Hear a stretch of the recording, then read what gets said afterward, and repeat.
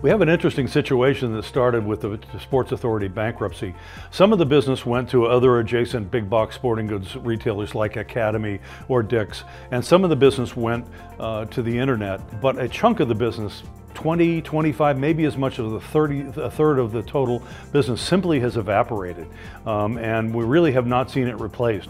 I think we're going to see this void continue to have an impact on brands and the overall retail performance through first quarter, and after that I think we'll see the impact of the Sports Authority bankruptcy begin to wane.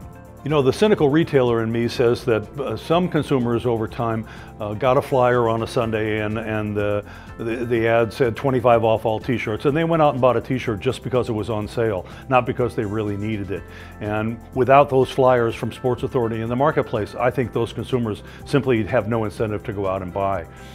So I really do think this business is lost forever. I think we can build it back up over time, but we're facing a period of time where there's simply going to be a hole in the market. I think it's probably impacted as much as 500 basis points in apparel and 200 basis points in footwear. It's that dramatic a change. I think some of the lost business went to the internet, and we continue to see the internet growing much faster than brick and mortar stores, both in footwear and apparel.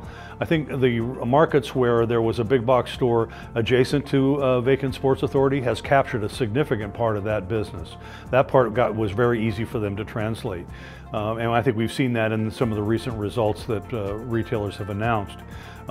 But again, I believe that some of this business is simply evaporated. So I think we'll reset in the spring at a new low level and come back onto a period of growth. We've seen a big push on the part of every major brand to grow the direct-to-consumer business, both in their physical stores, their outlet stores, and online. And that trend has not abated. When we look at our consumer panel data, brand-owned stores are doing terrifically well right now.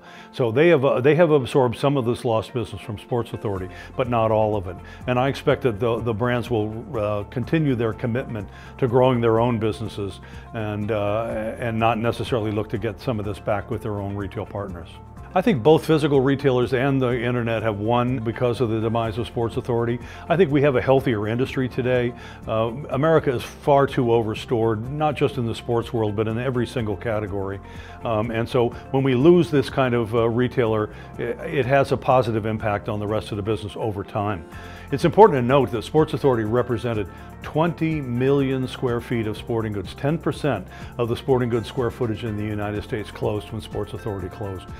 Ultimately a painful, long-term, a really positive thing for the industry.